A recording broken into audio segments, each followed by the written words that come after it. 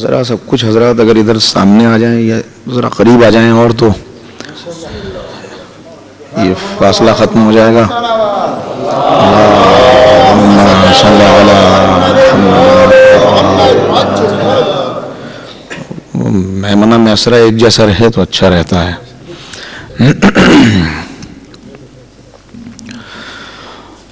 اعوذ باللہ من الشیطان اللعین الرجیم. بسم اللہ الرحمن الرحیم. الحمد للہ رب العالمین وبہ نستعین وهو المعین. والصلاة والسلام على سيد الأنبياء والمرسلين سيدنا ونبينا وشفيع ذنوبنا وطبيب قلوبنا بالقاسم محمد. اللهم صل على محمد وآله الطيبين الطاهرين المعصومين المظلومين المنتخبين المنتجبين. أما بعد فقد قال الله تبارك وتعالى في كتابه المجيد وفرقانه الرشيد وقوله الحق.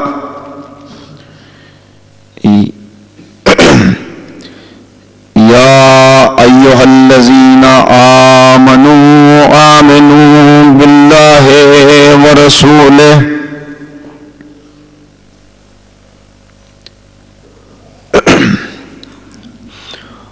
وكتاب الذي نزل على رسوله.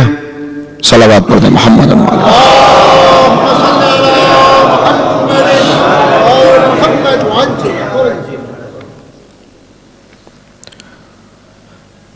برادران ایمانی،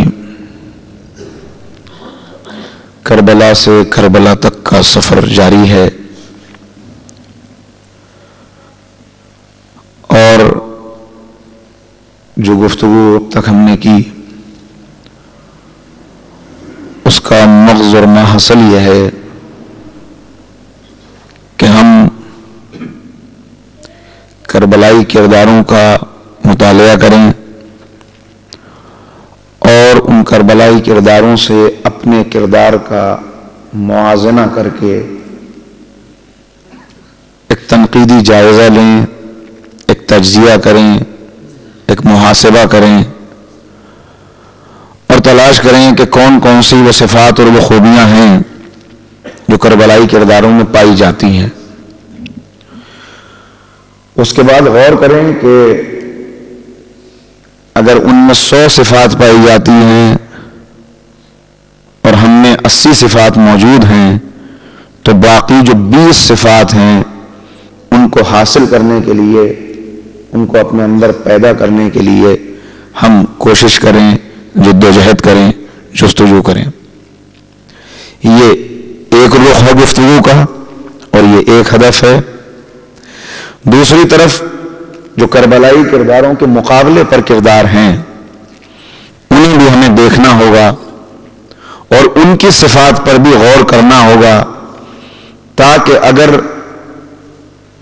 کوئی صفت غلطی سے بھولے ہوئے ان کی حسن کمیلی کے کردار میں پائی جاتی ہو تو اسے دور کرے اپنے آپ سے، تاکہ آنے والی کربلا کے لیے ہم سید الشہداء کے کیمپ میں داخلے کے لیے، امام زمانہ کے لشکر میں داخلے کے لیے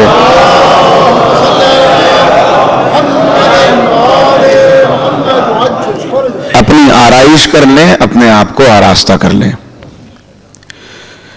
کل کچھ کرداروں کا تجزیہ ہم نے کیا۔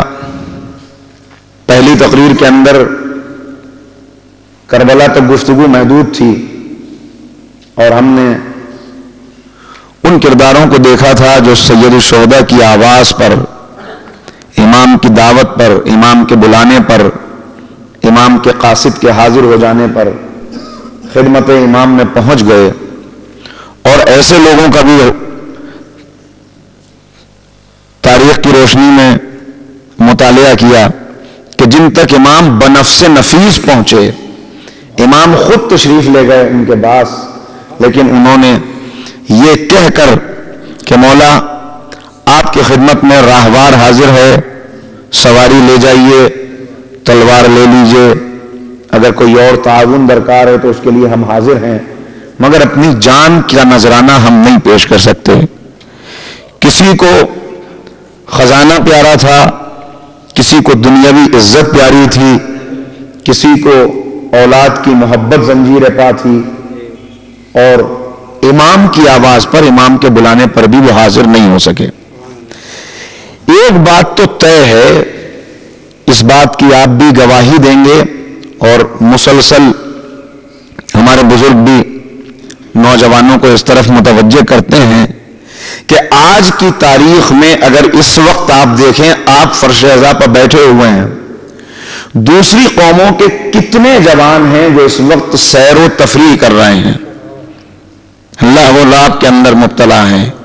کسی کو بازاروں کی آرائش دیکھنے کا شوق ہے، کسی کو سمندروں کی موجیں دیکھنے کا شوق ہے، کوئی کسی دوسری چیز کے اندر مبتلا ہے، مگر اس سب کے باوجود ایک خصوصیت تو ہمارے اندر ہے بحمد اللہ کہ ہم ان ساری چیزوں کو چھوڑ کر فرش مجلس تک آ گئے، اور یہ ہم خود سے نہیں آ گئے بلکہ اللہ کو ہم سے کوئی کام لینا ہے تو وہاں سے ہمیں یہاں تک پہنچا دیا۔ ایک صلوات پڑھیں گے محمد علیہ۔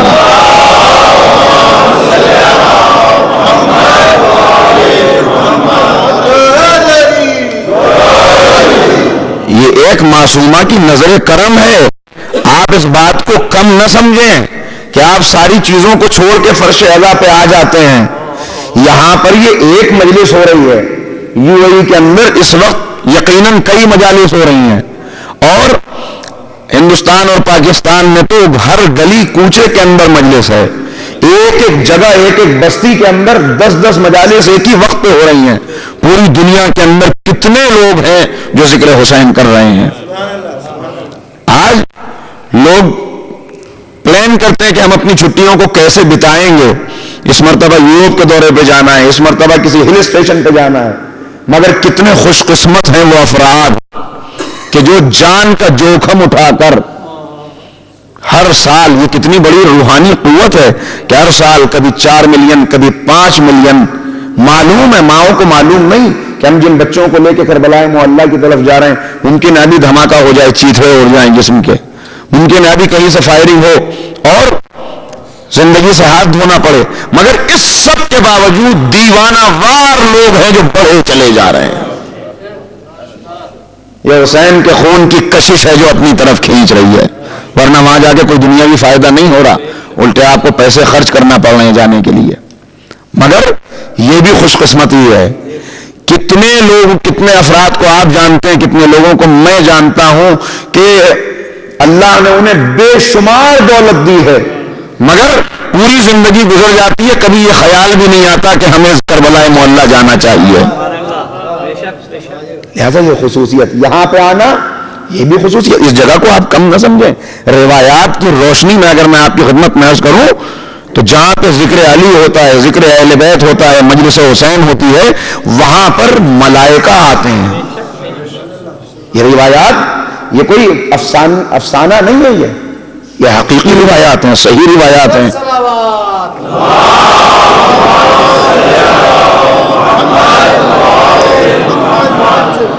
اور جب یہاں سے واپس جاتے ہیں مجلس کے ختم ہونے کے بعد، یہ آپ نے برابر سنا ہے، تو دوسرے ملائکہ ان سے پوچھتے ہیں کہاں سے آ رہے ہو، بڑی خوشبو آ رہی ہے تمہارے اندر سے۔ یہ کون سا عطر لگایا آج کہاں سے کہاں گئے تھے؟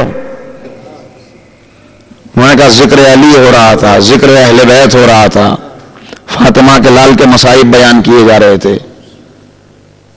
تو کہتے ہیں ہمیں بھی لے چلو۔ کہا اب نہیں کچھ ہو سکتا، اب کچھ نہیں ہو سکتا، اب ختم ہو گیا، مجلس برخاست ہو گئی۔ کہا مجلس ختم ہو گئی، وہ جگہ تو موجود ہے جہاں پہ مجلس ہوئی تھی، ہمیں اس جگہ پہ لے چلو۔ اس جگہ پہ آتے ہیں اور اس کے بعد روایات صحیحہ کے اندر یہ بات موجود ہے کہ اس فرش عزا سے اپنے پروں کو مس کرتے ہیں اور یہاں سے ذکر حسین کی خوشبو لے کے جاتے ہیں۔ محمد والے محمد صلی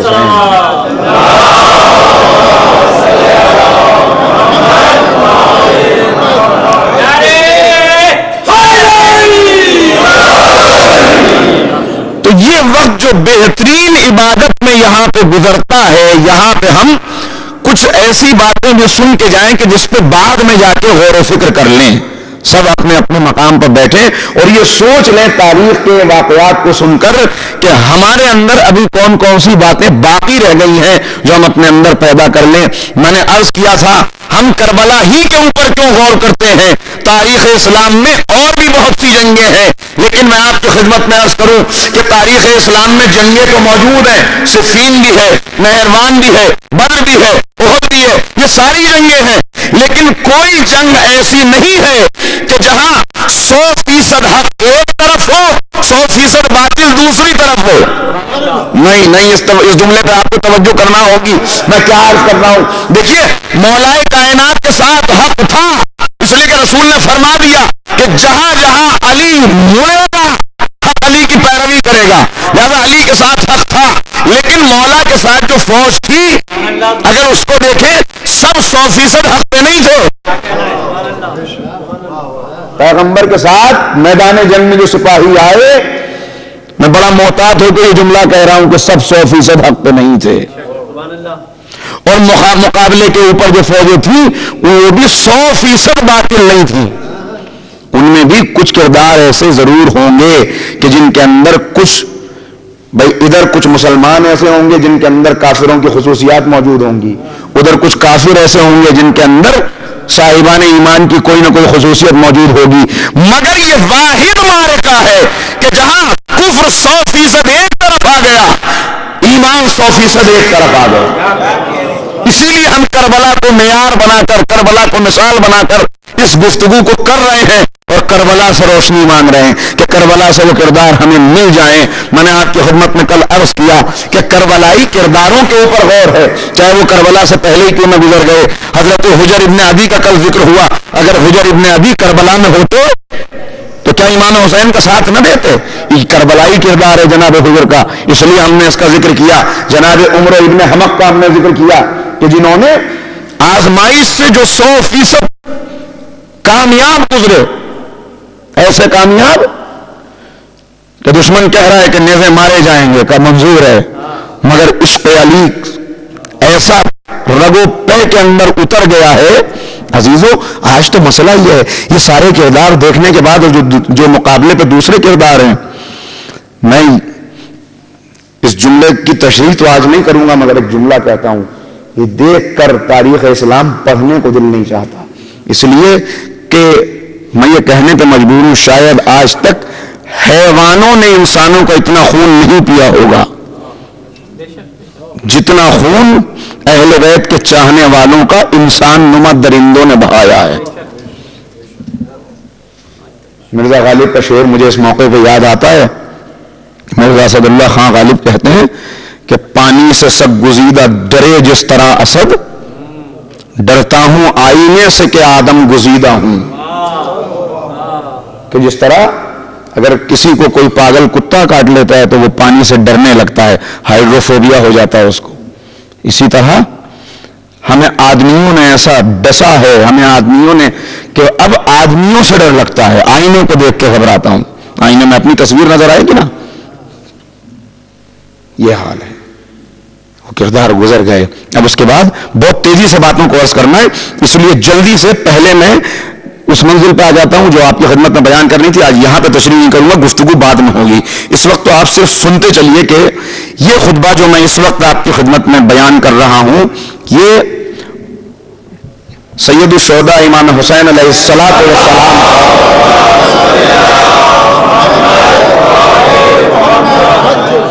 وہ خطبہ خط کو بھی آپ ذہن میں رکھیں اور اس کے بعد یہ خطبہ سنیں.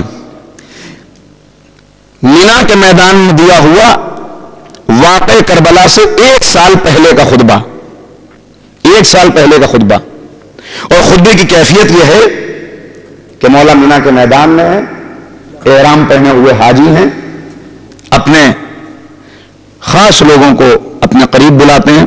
عبداللہ ابن جعفر کو بلاتے ہیں، حضرت عبداللہ ابن جعفر اون محمد کے والد گرامی جناب زینب کے شوہر، وہ ساتھ میں آئے ہوئے ہیں، انہیں اپنے قریب بلاتے ہیں. عبداللہ ابن عباس کو قریب بلاتے ہیں اور کہتے ہیں کہ جاؤ، جا کر جتنے صاحبان خیر ہیں انہیں جمع کرو اور ان سے کہو کہ محمد کا نواسہ گفتگو کرنا چاہتا ہے.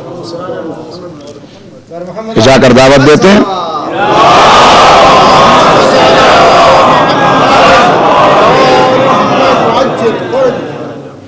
یہ جا کر دعوت دیتے ہیں کہ امام گفتگو کرنا چاہتے ہیں. دور یاد ہے آپ کو کون سا دور ہے؟ کربلا سے 1 سال پہلے کا دور. یعنی یہ تقریباً وہی دور ہے کہ ابھی امام نے وہ خط لکھا ہی ہے جس کا میں نے تذکرہ کیا کل. اس کے بعد کا یہ خطبہ ہے. بیان کیا جاتا ہے کہ 700 افراد امام کے پاس جمع ہو گئے اس آواز پر، جس میں 200 اصحاب رسول تھے، کچھ بنی ہاشم تھے اور باقی تابعین تھے. وہ سب سامنے جمع ہیں، احرام حج میں ہے، کعبے کی روحانی فضا ہے، سارے خیالات اس وقت دل سے نکلے ہوئے ہیں. اس لیے کہ وہاں پہ پہنچ کے جب خانہ کعبہ پہ نظر پڑتی ہے تو انسان دنیا کو بھول جاتا ہے. دنیا کو بھولے ہوئے ہیں بالکل. ایک اس وقت دل اور دماغ ایک کورے کاغذ کی طرح ہے اور امام چاہتے ہیں کہ میری زبان سے نکلنے والے حروف نقش ہو جائیں ان کے دلوں کے اوپر. اس کے بعد مولانا یہ خطبہ، جسے میں بہت اہم چیزیں آپ کی خدمت میں عرض کر دوں گا، بس پڑھتا چلا جاؤں گا. اور یہ وہ خطبہ ہے کہ جس میں آپ نے آج تک اہل بیت کے فضائل خطبہ اور علماء کی زبان سے سنے ہیں. آج اہل بیت کے فضائل حسین کی زبان سے سنیے. امام حسین کے ان استقبال کے لیے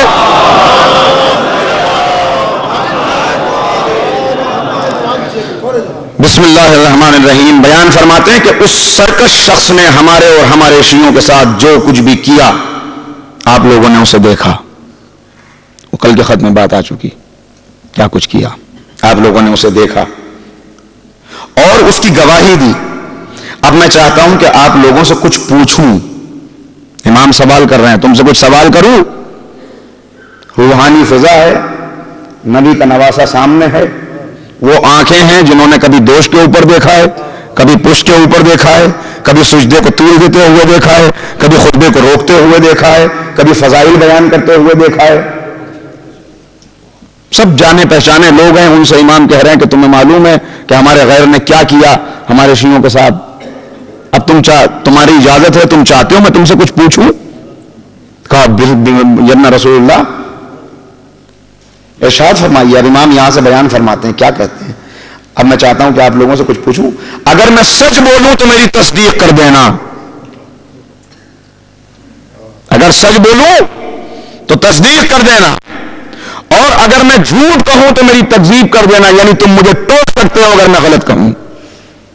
یہ جملہ اس لیے کہا تاکہ تاریخ کے اندر یہ درج ہو جائے کہ حسین نے یہ اختیار دے دیا تھا کہ اگر ایک لفظ بھی میری گفتگو کا غلط ہو تو میں اختیار دے رہا ہوں امام وقت ہو کر کے ٹوک دینا مجھے.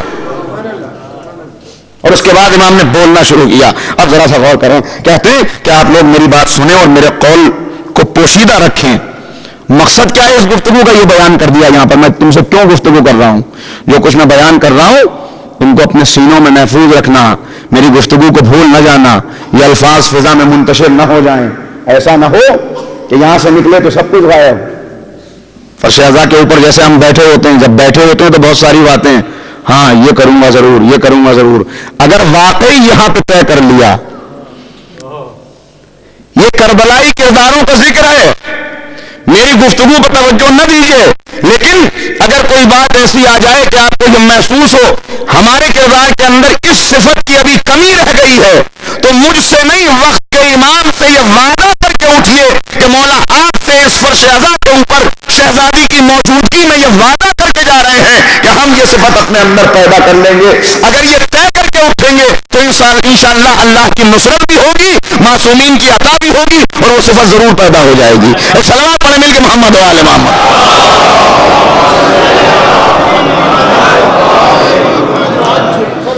بتا رہے ہیں کہ میں کیوں بیان کر رہا ہوں. جب پلٹ کے اپنے شہروں اور قبیلوں میں جاؤ تو جسے امانت اور بھروسے والا پاؤ اسے ان باتوں کی دعوت دینا, اسے بتانا کہ حسین نے تم سے کیا کہا ہے, اس لیے کہ میں ڈرتا ہوں حق پرانا ہو کر مٹ نہ جائے.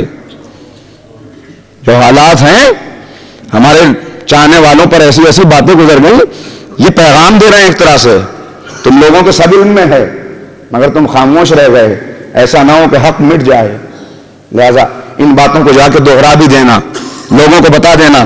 اور اس کے بعد فرماتے ہیں البتہ اللہ اپنے نور کو اتمام تک پہنچائے گا, اگرچہ بات کافروں کے لیے باعث کراہت ہے. اس جملے پہ اگر غور کر لیں تو اس کے اندر پیش گوئی کی گئی ہے کہ حق ہمارا نور کامل ہو کے رہے گا, یعنی یہ کہ دنیا کتنی ہی حق کو مٹانا چاہے ایک دن ظہور کا سورج نکلے گا اور یہ دنیا حق کے اوپر واپس آ کے رہے گی. مگر میں چاہتا ہوں کہ تم حق سے ہٹ نہ جاؤ, اس لیے گفتگو کر رہا ہوں. اب یہاں سے کہنا شروع کیا. یہاں یہ اپنے جملے لکھتے ہیں کہ ہر وہ آیت امام نے پڑھی جو قرآن میں اہل بیت کی شان میں ہے, معروف جو آیتیں ہیں. یہ بات آپ کی خدمت میں عرض کر دوں کہ قرآن کے اندر کوئی سورہ ایسا نہیں ہے کہ جس میں کسی نہ کسی طریقے سے اہل بیت کا ذکر نہ ہو.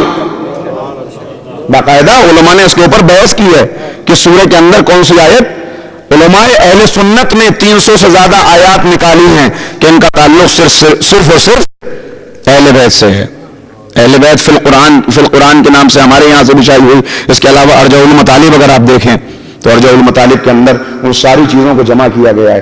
اس کی بھی ایک پوری ہسٹری ہے کہ وہ کتاب کیسے لکھی گئی, جو آج ایک سند بنی ہوئی ہے باقاعدہ, اسے استعمال کیا جاتا ہے. اتنی محنت کی ہے انہوں نے عبید اللہ امرتسری نے کہ ساری چیزوں کو جمع کر دیا ہے. حالانکہ وہ ایک زمانے میں اہل بیت سے کوئی ربط نہیں رکھتے تھے, مگر اس کے بعد اب وہ اس ہسٹری کو میں اس وقت چھوڑ رہا ہوں. وہ ساری باتیں موجود ہیں, ساری وہ آیات پڑھی, ان کی تلاوت کی, ان کی تفسیر فرمائی, اور اس کے بعد آپ نے پوچھنا شروع کیا. یہاں سے ذرا سا غور کریں آپ. فرمایا میں آپ لوگوں کو خدا کی قسم دیتا ہوں, میں آپ لوگوں کو خدا کی قسم دیتا ہوں کہ کیا آپ لوگ جانتے ہیں کہ علی وہ ہیں کہ رسول اللہ نے جب اصحاب کے درمیان مواخات قرار دی تو علی کو اپنا بھائی بنایا اور فرمایا کہ تم میرے بھائی ہو.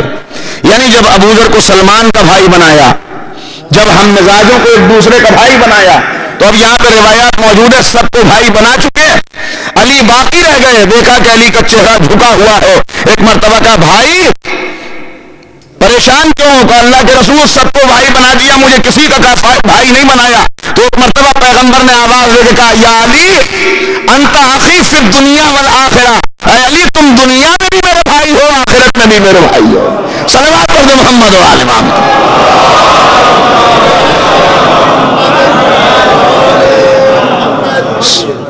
ساری دنیا کے رشتے یہاں پہ ختم ہونے والے ہیں, لیکن یہ رشتہ باقی رہنے والا ہے. اب جلدی جلدی باتوں کو بیان کرنا ہے, اس لیے کہ نتیجہ بھی پیش کرنا ہے.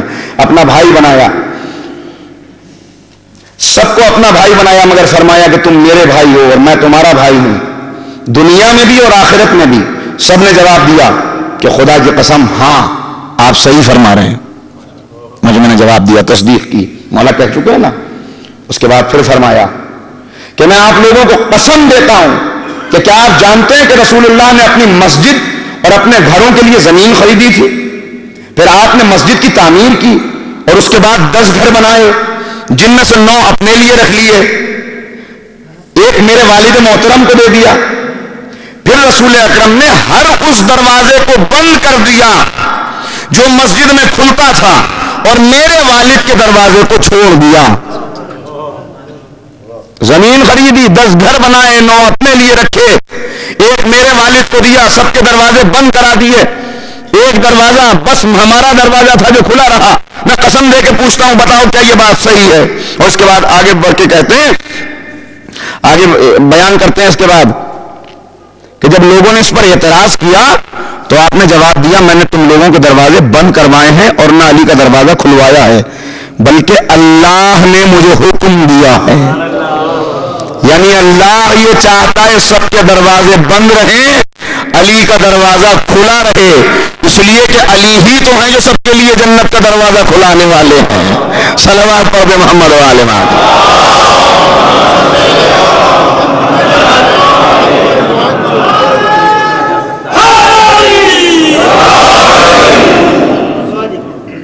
پھر آپ نے ان لوگوں کو منع فرمایا کہ سوائے علی کے کوئی مسجد میں نہ سوئے، اور میرے والد کا گھر رسول اللہ کے گھر میں تھا. رسول اکرم اور علی کی اولاد اس مقدس جگہ پر پیدا ہوئی یا نہیں ہوئی؟ یہ بڑی گہری بات ہے جس کی تشریح بس اس وقت ہو نہیں سکتی. بھائی اتنا سمجھ لیجئے کہ مولا یہ بیان فرما رہے ہیں کہ وہی وہاں پہ پیدا ہو سکتا ہے جو یطہرکم تطہیرا کا وارث ہو. کر رہے ہیں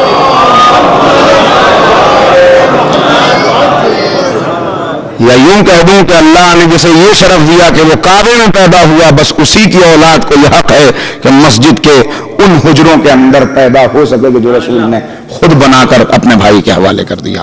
اور اس کے بعد ایک اور طرف اشارہ ہے، کچھ چیزوں کو چھوڑتے ہوئے بھی آگے بڑھنا ہے، مگر یہ جملہ ضرور سن لیجیے. کیا آپ جانتے ہیں؟ اب ان سے پوچھ رہے ہیں قسم دیتا ہوں میں تمہیں. سب نے کہا ہاں بالکل آپ صحیح فرما رہے ہیں آقا. تو پھر کہا کہ قسم دیتا ہوں میں تمہیں، بتاؤ کہ کیا حضرت عمر نے خواہش کی تھی کہ رسول اکرم مسجد میں 2 آنکھوں کے برابر کھڑکی کھولنے کی اجازت دے دیجئے؟ تم اصحاب ہو، تابعین ہو، 700 لوگ یہاں پہ جمع ہو، مدینے والے ہو، بتاؤ کیا تم اس بات سے واقف ہو کہ جب دروازے بند کیے تھے تو یہ کہا تھا بس 2 آنکھوں کے برابر جگہ کھولنے کی اجازت دے دیجئے؟ لوگوں نے کہا کہ ہاں یہ بات صحیح ہے. کہا پھر رسول اللہ نے انکار فرمایا اور خطبہ دیا کہ اللہ نے مجھے حکم دیا ہے کہ ایک پاک مسجد تعمیر کروں جس میں میرے علاوہ اور میرے بھائی اور اس کے بیٹوں کے علاوہ کوئی سکونت اختیار نہ کرو. نہیں توجہ فرمائی. ایک پاک مسجد تیار کروں جس کے اندر میں، میرا بھائی اور اس کی اولاد، اس کے علاوہ کوئی سکونت اختیار نہیں کر سکتا. سب نے کہا کہ مولا صحیح فرما رہے ہیں، ایسا ہی تھا. اس کے بعد کہا میں آپ لوگوں کو قسم دیتا ہوں کہ آپ جانتے ہیں کہ رسول اللہ نے جنگ تبوک میں علی سے فرمایا تھا کہ میری نسبت تم سے وہ ہے جو موسیٰ کو ہارون سے ہے، تو ہارون کو موسیٰ سے تھی. سب نے کہا کہ ہاں ٹھیک. جنگ تبوک کا یہ طویل واقعہ، لوگوں نے کیا تانا دیا تھا جس وقت پیغمبر نے یہ بات فرمائی. یہ پہلی جنگ ہے کہ جس میں مولا کو چھوڑ کر گئے تھے مدینے میں، اور چھوڑ کے گئے تو منافق جمع ہوئے، مولا کی خدمت میں آئے اور آنے کے بعد کہنے لگے کہ دیکھو رسول ان کا بوجھ اٹھاتے اٹھاتے تھک چکے ہیں، لہذا اب انہیں چھوڑ گئے یہاں پر. مولا کو یہ بات ناگوار گزری. اسی وقت راہوار پہ سوار ہوئے اور تیز رفتار سے دوڑتے ہوئے رسول کے قافلے تک پہنچ گئے. پیغمبر نے دیکھا کہ علی آئے ہیں. ایک مرتبہ اپنے راہوار سے اترے، گلے سے لگایا، پیشانی کا بوسہ دیا، کہا بھائی آپ کو مدینے میں چھوڑا تھا. اب کیوں چھوڑا تھا؟ اس لیے کہ منافقین نے یہ پلاننگ کی تھی کہ ادھر پیغمبر اپنے لشکر کو لے کے باہر جائیں گے، ادھر ہم نبی کے اہل حرم کو لوٹ لیں گے. لہذا نبی چاہتے تھے کہ کوئی ایسا ہو کہ جس کی تلوار کی ایسی ہیبت بیٹھی ہوئی ہو تو منافقین یہ جرت نہ کر سکیں. اس لیے چھوڑ کے گئے تھے. پہنچے، مولا گلے سے لگایا، بوسہ لیا، کہا بھائی کیا ہوا؟ کہ اللہ کے رسول مجھے یہ تانا دیتے ہیں. وہ لوگ دیکھیں تانے پہ خاموش ہو سکتے تھے مولا، پھر کیوں آئے، کیوں رسول سے یہ گفتگو کی؟ بات یہ ہے کہ آیات کو نازل ہونا ہے مگر ان کے لیے شان نزول چاہیے، حدیثوں کو ظاہر ہونا ہے مگر ان کے لیے موقع چاہیے. اس حدیث کے ارشاد ہونے کا یہی موقع تھا. علی سے بہتر کون جان سکتا تھا؟ آئے، کہا کہ آقا آپ نے مجھے چھوڑ دیا، منافقین یہ تانا دے رہے ہیں. پیغمبر نے پیشانی کا بوسہ لے کے کہا اے علی کیا تم اس بات پر راضی ہو کہ تمہیں مجھ سے وہ نسبت ہے جو ہارون کو موسیٰ سے تھی؟ یعنی جیسے جب موسیٰ گئے تھے تو ہارون کو چھوڑ دیا تھا، ایسے ہی اب میں جا رہا ہوں تو اپنی جگہ تمہیں چھوڑ کے جا رہا ہوں. یعنی چھوڑ کے نہیں نہیں جا رہا، جانشین بنا کے جا رہا ہوں۔ صلوات علی محمد و آل محمد پر۔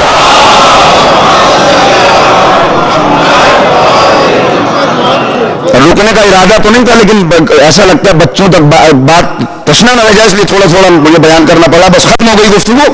آخر میں ایک نتیجہ آپ کی خدمت میں پیش کرنا ہے۔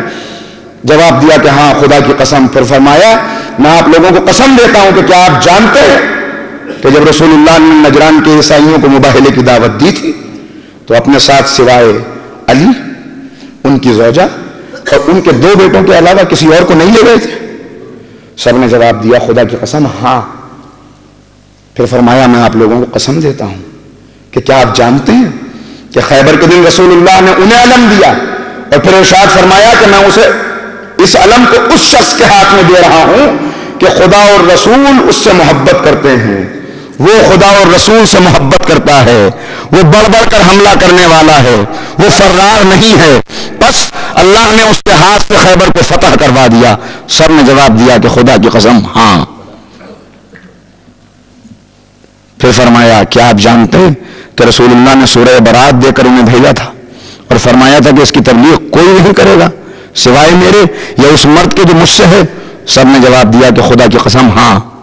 کیا آپ جانتے ہیں کہ رسول اللہ اپنی ہر مشکل اور پریشانی میں علی ہی کو بھیجا کرتے تھے، انہیں پہ بھروسہ کرتے تھے، اور آپ نے کبھی انہیں نام لے کر نہیں پکارا؟ یہ فضیلت حسن کمیلی بیان نہیں کر رہا، سید الشہداء بیان کر رہے ہیں، امام وقت بیان کر رہے ہیں۔ یعنی حدیثیں جہاں پہ بیان کرنی تھی وہاں تو نام آیا، لیکن جب گفتگو کی تو کبھی بھائی کہ کبھی نام لے کر نہیں پکارا، بلکہ امام فرما رہے ہیں آپ نے انہیں کبھی نام لے کر نہیں بلایا بلکہ کہا اے برادر۔ سب نے کہا ہاں، خدا کی قسم ہاں۔ اس کے بعد فرمایا میں آپ لوگوں کو قسم دیتا ہوں کہ کیا آپ جانتے ہیں کہ رسول اللہ نے ان کے اور جعفر و زید کے درمیان فیصلہ فرمایا تو ان سے کہا کہ اے علی تم مجھ سے ہو اور میں تم سے ہوں، اور تم میرے بعد ہر مومن کے ولی ہو۔ اس کی تشریح نہیں کروں گا، جواب دیا کہ ہاں، خدا کی قسم ہاں۔ فرمایا میں آپ لوگوں کو قسم دیتا ہوں کیا آپ جانتے ہیں کہ رسول اللہ ہر روز اور ہر شب میں ان سے خصوصی ملاقات کیا کرتے تھے، ہر دن میں اور ہر شب میں ان سے خصوصی ملاقات کیا کرتے تھے؟ یہی بات تو ناگوار گزرتی تھی کچھ لوگوں کو، نہیں توجہ فرمائی، یہی بات تو ناگوار گزرتی تھی کہ دن میں محفل میں ملتے ہیں اور رات میں جو خلوت کا وقت ہوتا ہے علی اس میں بھی پیغمبر سے دور نہیں ہوتے، اس وقت بھی علی کو اپنے قریب بلا لیتے ہیں اور راز و نیاز کی گفتگو کیا کرتے ہیں۔ وہ جب رسول اللہ سے سوال کرتے تو آپ عطا فرماتے تھے، یعنی کبھی وہ سوال کرتے رسول جواب دیتے تھے، اور جب وہ خاموش ہو جاتے تھے تو آپ ان سے باتوں کی ابتدا کر دیا کرتے تھے، یعنی جتنی دیر رہتے تو گفتگو ہوتی رہتی تھی، کبھی وہ پوچھتے تھے کبھی یہ بات کرتے تھے، راز و نیاز کی گفتگو ہوتی رہتی تھی۔ اللہ نے انہیں جعفر اور حمزہ پر فضیلت دی تھی، اور جب کہ حضرت فاطمہ سے فرمایا تھا کہ میں نے تمہاری شادی اپنے اہل بیت میں سب سے بہتر شخص سے کی ہے۔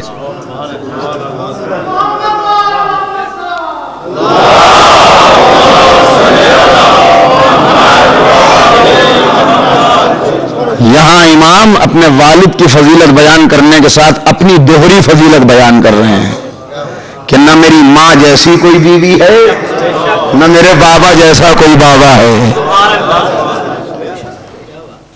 اس کے بعد کہتے ہیں بس وہ موقع نہیں، میں ویسے بھی بیان کر سکتا تھا لیکن امام کے الفاظ اگر سامنے آ جائیں تو ظاہر ہے کہ اس کی کچھ اور ہی برکت ہوتی ہے، لہذا میں نے چاہا کہ پڑھ کے آپ کو سنا دوں۔ بڑی دشواری ہوتی ہے ویسے پڑھنے میں ایک خطیب کے لیے، ایک صلوات ذرا مل کے پڑھنے محمد و آل محمد۔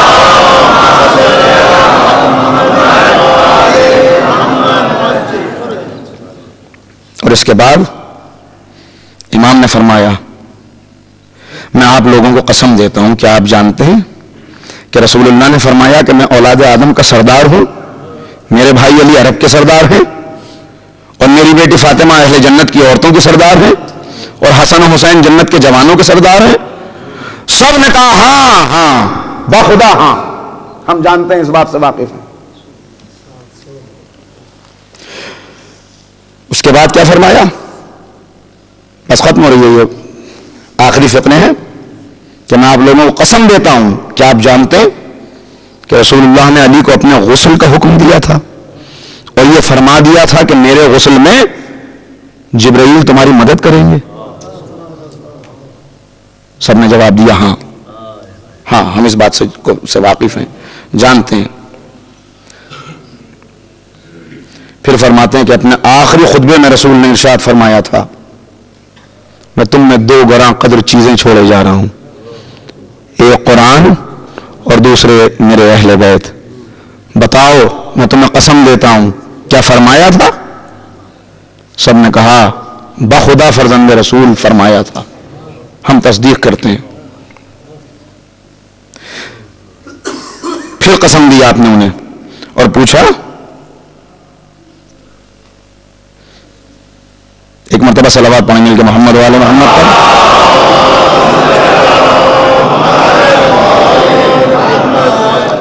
یہاں ایک واقعے کی طرف اشارہ کیا. قسم دے کے پوچھ رہے ہیں، یہ آخری بات ہے، قسم دے کے پوچھتے ہیں کہ کیا وہ واقعہ تمہیں یاد ہے کہ پیغمبر نے فرمایا تھا کہ مجھ سے وہ محبت کرتا ہے جو علی سے محبت کرتا ہے اور وہ میرا دشمن ہے جو علی کا دشمن ہے. ایسا نہیں ہو سکتا کہ کوئی شخص مجھ سے محبت رکھے اور علی سے دشمنی کرے. نہیں توجہ فرما رہے بھائی. کہاں سے آغاز ہوا خطبے کا؟ کیا تم لوگ اس بات کی گواہی دیتے ہو کہ علی کے شیعوں کو قتل کر دیا گیا اور فلاں نے ایسا کیا؟ لوگوں نے کہا ہم گواہی دیتے ہیں. یہاں سے آغاز ہوا تھا اور ختم کہاں پہ ہو رہا ہے؟ کیا تم گواہی دیتے ہو اس بات کی کہ رسول نے فرمایا تھا کہ جو علی کا دشمن ہے وہ میرا دشمن ہے؟ کیا کہنے فصاحت و بلاغت عرب نثار ہو جائے.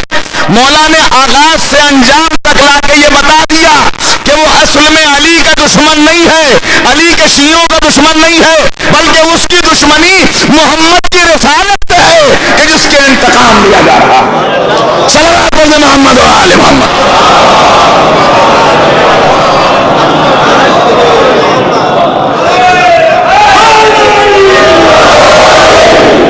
عزیزو اب آپ کی بھرپور توجہ چاہتا ہوں. کتنے لوگ تھے جن سے مولا خطاب کر رہے تھے؟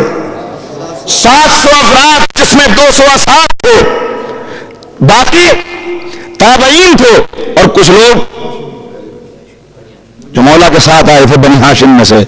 700 افراد. مولا اپنے فضائل بیان کر رہے تھے. میں نے یہ خطبہ کیوں بیان کیا؟ اس لیے نہیں، ظاہر ہے کہ منبر پہ آ کے فضائل تو بیان ہونے ہی چاہیے، مگر مقصد اس وقت میرا فضائل بیان کرنا نہیں تھا. میں آپ کو متوجہ کر رہا تھا کہ مولا قسم دے دے کر پوچھ رہے تھے اور وہ دونوں ہاتھ اٹھا کر چیخ کر کہہ رہے تھے ہاں مولا آپ صحیح فرما رہے ہیں. یعنی ہر فضیلت کے اوپر واہ واہ کر رہے تھے. میں توجہ فرمائی تھی کیا کیا.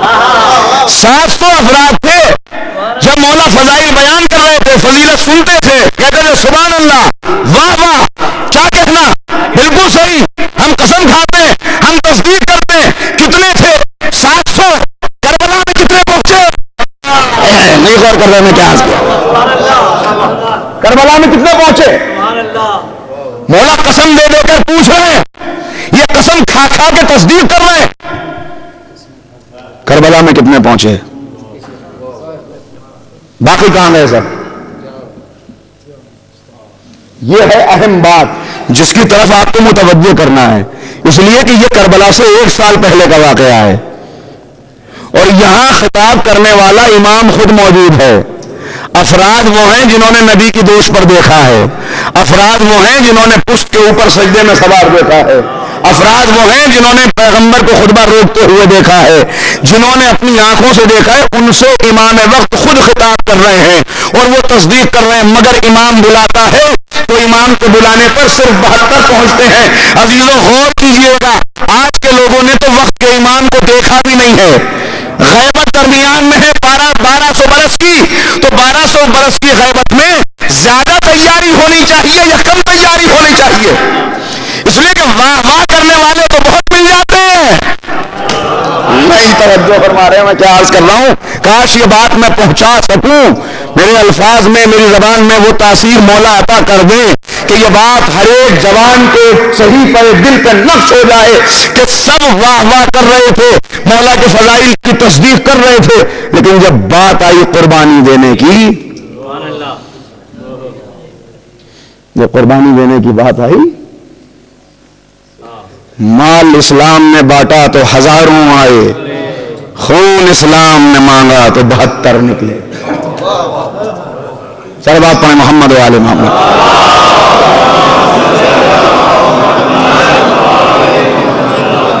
چار جملے اور سنانے ہیں۔ یہ ہے کربلا سے 1 سال پہلے کا حج، اور یہ ہے وہ حج کہ جسے عمرے سے تبدیل کیا۔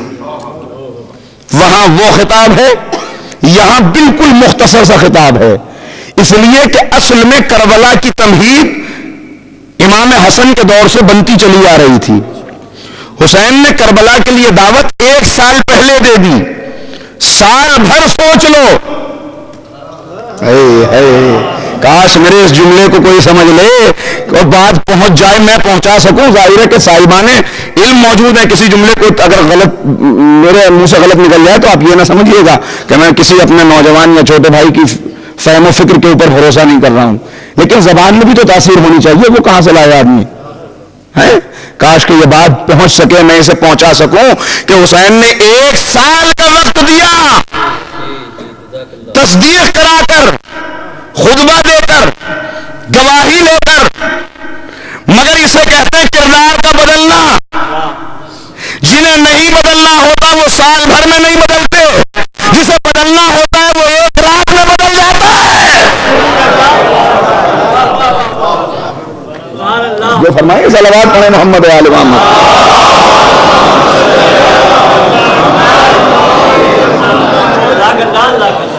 اسی لیے تو واقعات ظہور میں یہ ملتا ہے کہ رات کو سونے والا سوئے گا تو کافر ہوگا، صبح اٹھے گا تو مومن ہو چکا ہوگا۔ رات میں سوئے گا تو مومن ہوگا، صبح اٹھے گا تو کافر ہو چکا ہوگا۔ تو میرے عرض کرنے کا مقصد یہ ہے کہ ہم یہاں پہ آ گئے فرش اعلیٰ پر، یہ آنا خود اس بات کی دلیل ہے کہ ہم حسینی تحریک سے جڑے ہوئے ہیں، یعنی وہ خزانہ تو ہمارے پاس ہے، وہ خزانہ تو ہمارے پاس ہے، اصل مسئلہ ہے اسے بچا کے رکھنا۔ کسی کے پاس ایک جویلری باکس ہو جس کے اندر 1 لاکھ روپے 2 لاکھ روپے کی جویلری ہو، کتنا اس کا خیال رکھتا ہے، اور اگر وہ کھو جائے شوق میں چلا جاتا ہے انسان، پسینے پسینے بدن، کیا ہوا، ہائے لٹ گئے، کیا ہو گیا، جویلری چوری ہو گئی، 1 لاکھ کے زیورات کوئی لے گیا، 2 لاکھ کے زیورات کوئی لے گیا۔ میں اپنے آپ سے سوال کرتا ہوں، آپ سے نہیں، کہ 1 لاکھ کے زیورات کھونے پر جتنا غم ہوتا ہے، حسن کو میلی ٹھیک سوچ کے بتاؤ، 10 سال کی نمازیں قضا ہوئیں کیا اتنا ہی غم ہوا؟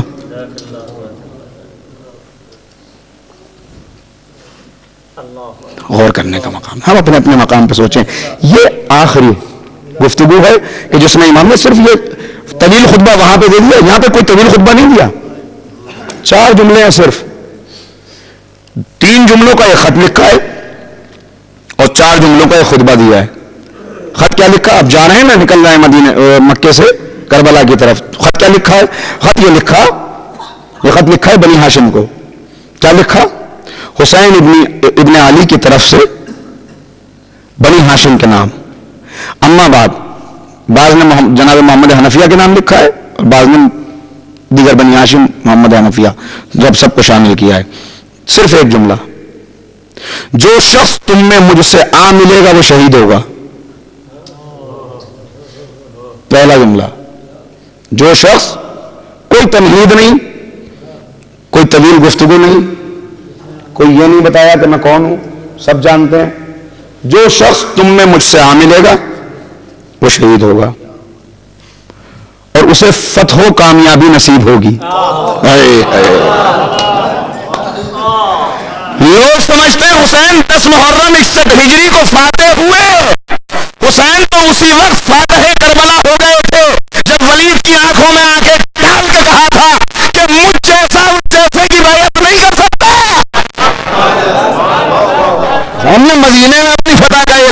دیا تھا. ایک جملہ ہے صرف, جو مجھ سے آ ملے گا وہ شہید ہوگا, فتح بھی ہوگا اور کامران بھی ہوگا, اسے فتح نصیب ہوگی. اور جو نہیں آئے گا اس کے لیے بھی بس ایک جملہ کر کے وہ بات کو ختم کر دیا. کہتے ہیں وہ شہید ہوگا, اور جو مجھ سے ملحق نہیں ہوگا اسے کامیابی نصیب نہیں ہوگی. یہ خط لکھ کر, اور اس کے بعد پورے بندگان خدا موجود ہیں, حاجیوں کا ہجوم ہے, احرام میں لوگ آئے ہیں, نبی کا نواسہ جا رہا ہے, مختصر قافلے کا سامان تیار ہے, ناقے موجود ہیں, سواریاں چلنے کے لیے تیار ہیں, اہل حرم سوار ہو چکے ہیں. امام آخری خطبہ اتمام حجت کے لیے دینے کے لیے آئے ہیں. وقت زیادہ ہے نہیں, گفتگو پچھلے سال کر چکے ہیں, 1 سال کی گفتگو سوچنے کے لیے بہت وقت ہوتا ہے. بس 4 جملے کہہ رہے ہیں. 4 جملے کیا کہے؟ آدم کے بیٹوں کے لیے موت ایسی زینت ہے جیسے جوان لڑکی کے لیے گلے میں گلو بند ہوتا ہے. موت اولاد آدم کے لیے ایسی زینت ہے جیسے ایک جوان لڑکی کے لیے گلے کا گلو بند ہوتا ہے. میں اپنے اسلاف اور بزرگوں سے ملاقات کا اس طرح اشتیاق رکھتا ہوں جیسے یعقوب کو یوسف سے ملنے کا اشتیاق تھا. میں محمد کا نواسا ہوں, میں علی کا بیٹا ہوں, میرے لیے موت اپنے بزرگوں سے ملنے کا, اپنے اسلاف, اپنے نانا تک پہنچنے کا وسیلہ ہے. اور مجھے ایسی تمنا ہے ان سے ملنے کی کہ جیسے یعقوب تڑپ رہے تھے یوسف کے ہجر میں, ایسے ہی میں بھی تڑپ رہا ہوں. یہ زندگی میرے لیے ایک شہادت گاہ معین ہے. یہ کہاں کہہ رہے ہیں اس خطبے کو؟ اگر کوئی میرا بھائی یہ سمجھے کہ یہ شیعہ کتابوں میں لکھا ہے, نہیں نہیں, اس کو تبری کے اندر تو سب چیزیں موجود ہیں ہی. تبری کب 300 ہجری کی لکھی ہوئی کتاب ہے, آج کی نہیں ہے. امام فرما رہے ہیں یعنی یہ بھی بتا دیا کہ ہم موت کی طرف جا رہے ہیں, یہ بھی بتا دیا کہ ایک جگہ میرے لیے معین ہے, یعنی کربلا موجود ہے, انتظار کر رہی ہے کہ میرے قدم پڑھیں تو کربلا کربلا معلّہ بن جائے.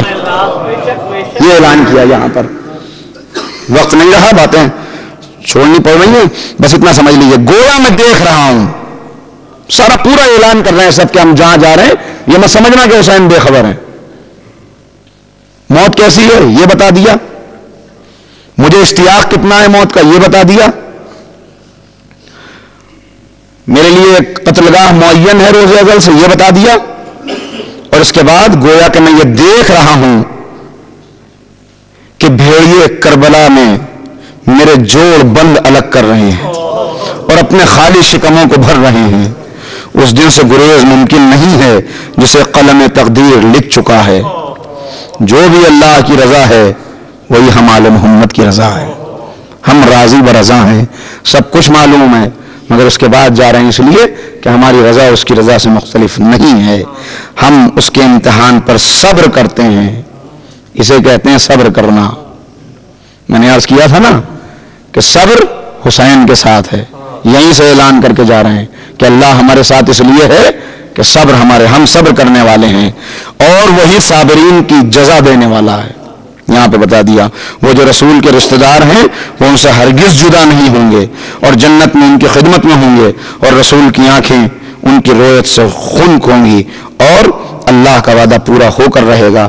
جو شخص ہماری راہ میں اپنی جان کا ایثار کرنا چاہتا ہو, اللہ سے ملاقات کی خواہش رکھتا ہو, ہمارے ساتھ چلے.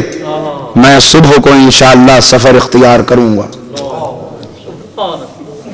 توجہ فرمائیں, یہاں سیدھی سیدھی دعوت ہے شہادت کی کہ دیکھو جو کچھ کہنا تھا وہ تو میں پچھلے برس کہہ چکا, تم تک باتیں پہنچ گئی. اب بات صرف اتنی سی ہے کہ موت سامنے ہے, ہم جا رہے ہیں. عزیزو یہ ہے, یہاں پہ آ کے پتہ چلتا ہے کہ کون کتنا چاہنے والا ہے. دعویٰ کرنا الگ ہے. مولا علی کی خدمت میں ایک آنے والا آیا اور آگے کہا کہ مولا آپ کا عاشق ہوں. گفتگو ختم ہو رہی ہے میری.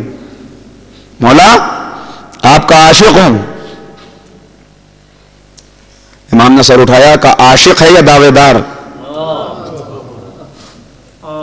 عاشق ہے یا دعوے دار؟ اب ہم جیسا کوئی ہوتا کہ واہ صاحب ساری دنیا کو چھوڑ کے آپ تک آئے ہیں، ہم کہہ رہے ہیں کہ عاشق ہیں، آپ پوچھ رہے ہیں کہ عاشق ہے یا دعوے دار؟ خاموش ہو گیا، اس بات کا کیا جواب دے؟ کہا جانتا ہے میرے عاشق کیسے ہوتے ہیں؟ کہ مولا بسم اللہ جاننا چاہتا ہوں کیسے ہوتے ہیں۔ ہاں ہارون مکی کا آپ نام لے رہے ہیں، وہ واقعہ بھی اپنی جگہ پہ ہے، مگر یہاں مولا علی سے گفتگو ہو رہی ہے۔ جاننا چاہتا ہے کیسے؟ جی مولا جاننا چاہتا ہوں۔ بند کر لے اپنی آنکھیں، بند کر لی، ختم ہو گئی، اور اسی کے اوپر گفتگو کو ختم کر دوں گا، اور 4 منٹ دیر سے آیا ہوں، 4 منٹ دیر سے اتروں گا۔ صلوات پڑھنا محمد علیہ۔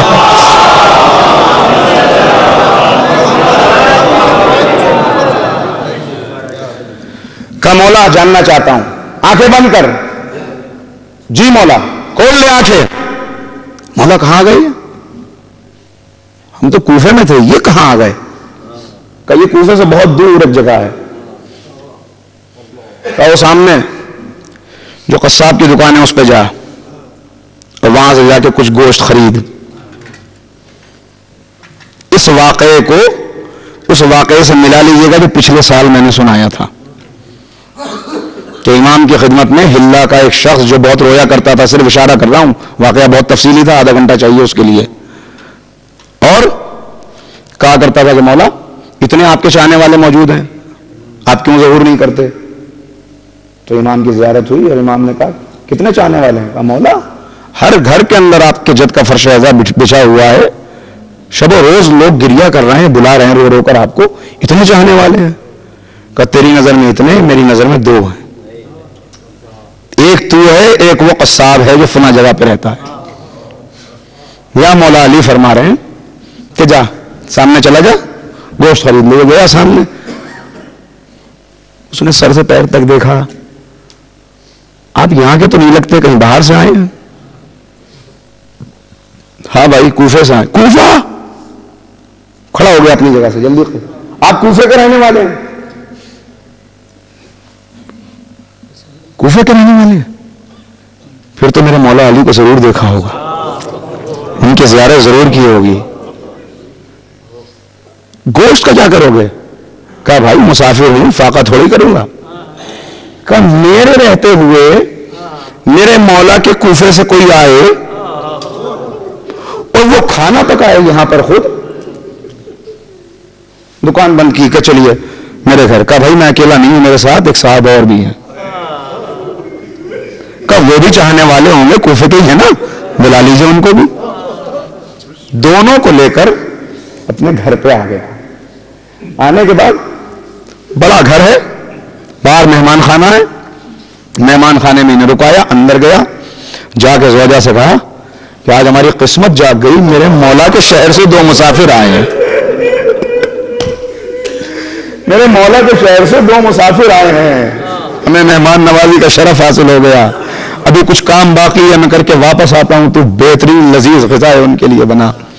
اور اس کے بعد بچوں کو، 2 بچے ہیں ان کے، اس کے، انہیں حکم دیا دیکھو میرے مولا کے شہر سے 2 مسافر آئے ہیں، جاؤ ان کی زیارت کرو، انہیں سلام کرو۔ یہ کہہ کر واپس اپنی دکان پہ آ گیا۔ بچے آئے، بچوں نے آ کر بہت ادب اور احترام کے ساتھ، یہ ہوتی ہے تربیت، جب بچوں کو بچپن سے بتایا جاتا ہے، بچپن سے سکھایا جاتا ہے، والدین کی ذمہ داری ہوتی ہے۔ آئے ایک مرتبہ آ کے، اب مولا سے گفتگو ہوئی تو مولا سے ہل مل گئے بچے۔ ایک مرتبہ امام نے کہا بچوں تم بڑے اچھے، بڑے پیارے ہو، وعدہ کرو دوپہر کا کھانا ہمارے ساتھ کھاؤ گے؟ کہا کہ ہم وعدہ کرتے ہیں آپ کے ساتھ ضرور کھانا کھائیں گے۔ بچے اندر چلے گئے، یہ بازار چلا گیا۔ جب واپس آیا تو ابھی واپس آئے ہوئے چند لمحے نہیں ہوئے کہ حاکم وقت کے سپاہی دروازے کے اوپر آ گئے۔ کہ آواز دی باہر نکل، جلدی گھبرا کے باہر نکلا۔ کہا کیوں آئے ہو؟ کہ بادشاہ نے حکم دیا ہے کہ عشق علی کی وجہ سے تیرے سامنے تیرے دونوں بچوں کو ذبح کر دیا تھا۔ ہاتھوں کو جوڑا، کہا ذرا سا رک جاؤ، میرے گھر میں مہمان ہیں، ذرا سا رک جاؤ، میرے گھر میں مہمان ہیں۔ کہا نہیں رکنے کی اجازت نہیں ہے۔ کہا اچھا ٹھہرو، ایسا کرو یہاں قتل نہ کرو، میں تمہارے ساتھ چلتا ہوں۔ بچوں کو اندر سے لے کے آیا، بچوں کے سامنے بیٹھا اور بچوں سے کہا دیکھو بچوں، بڑا وقت آ گیا ہے، مجھ سے میرے مولا کی محبت کا امتحان لیا جا رہا ہے، حاکم چاہتا ہے تم دونوں کو قتل کر دے۔ بچوں نے کہا بابا آپ پریشان نہ ہو، ہم قتل ہو جائیں گے، منہ سے ایک آواز بھی نہیں نکالیں گے۔